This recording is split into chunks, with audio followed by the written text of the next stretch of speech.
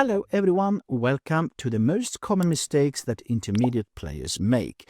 And today we are dealing with openings, and not only that, but actually how people tend to forget the basic rules of the openings.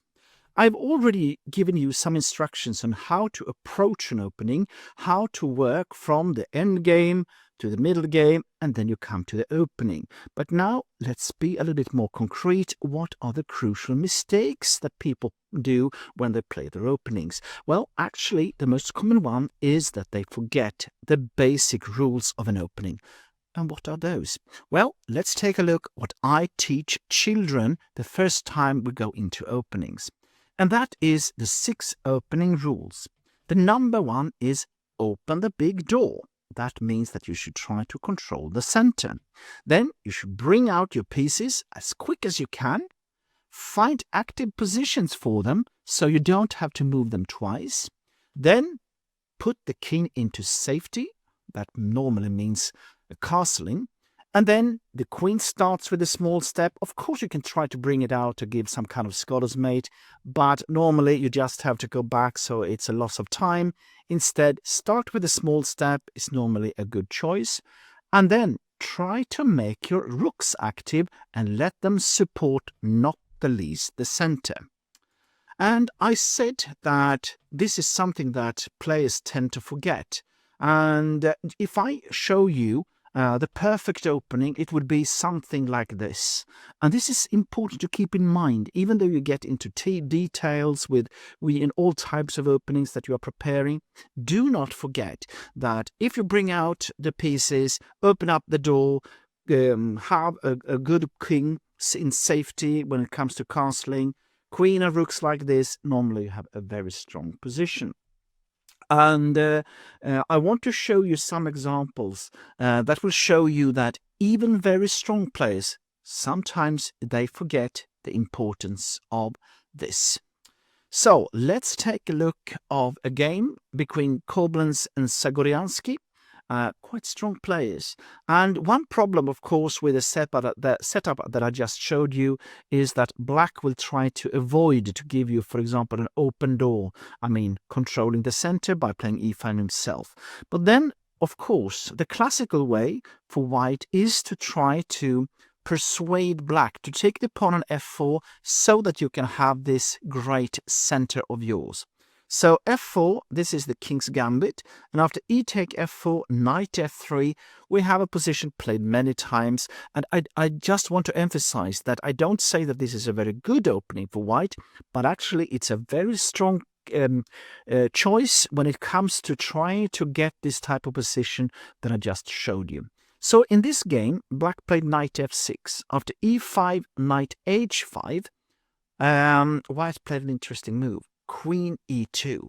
And the idea with this move is, first of all, is that now you cannot play d6, for example, like this, because then you simply take it with a check. So that is not a good choice. So instead in this game, I think that the best move here is, for example, bishop e7. But in this game, black played g6, and that looks quite normal, doesn't it? But now white took the chance to take an initiative in the center, like we saw before.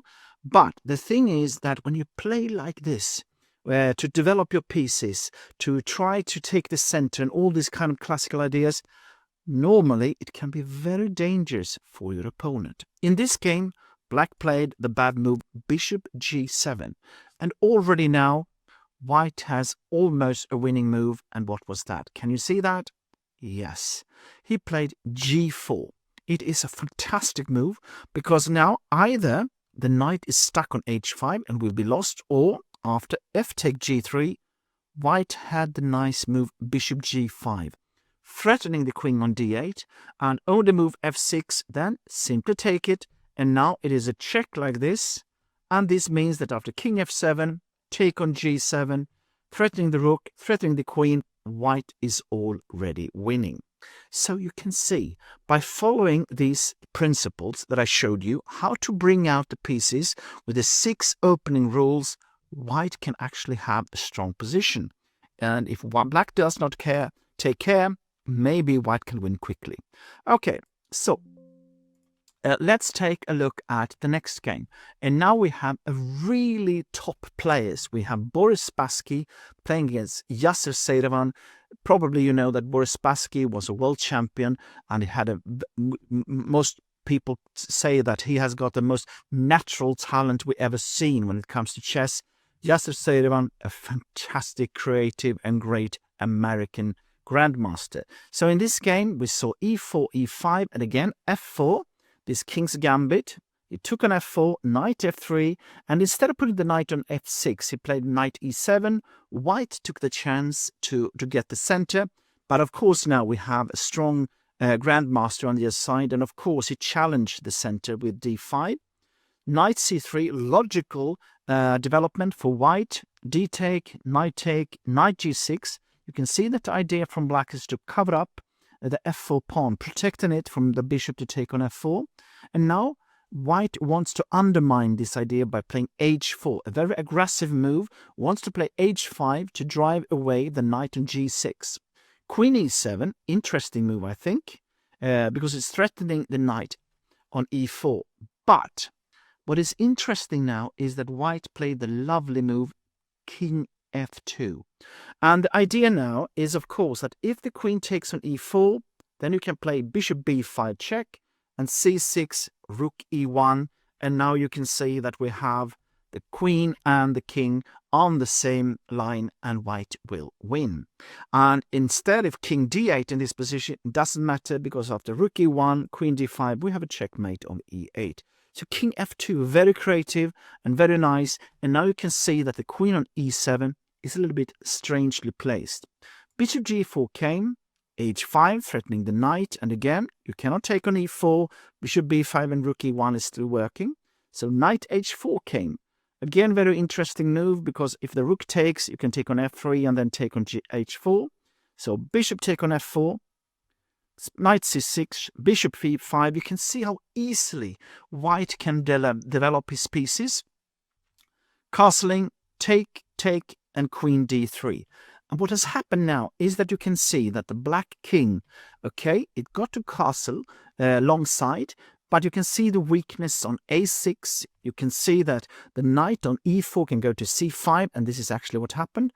Knight take f3, g take f3, threatening the bishop on g4, bishop f5.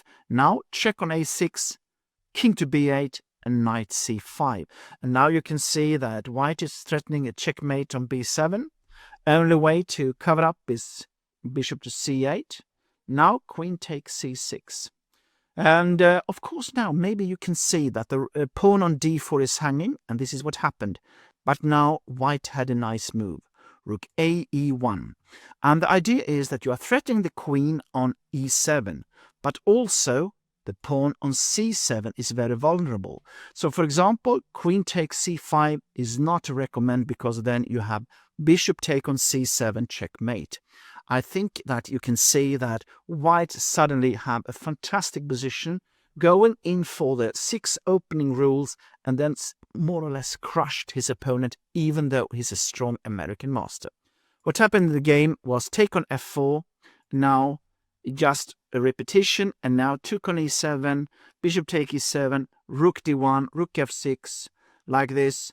And you can see that white is winning due to a material advantage like this. So I think it's time for us to move on and summarize what we have learned.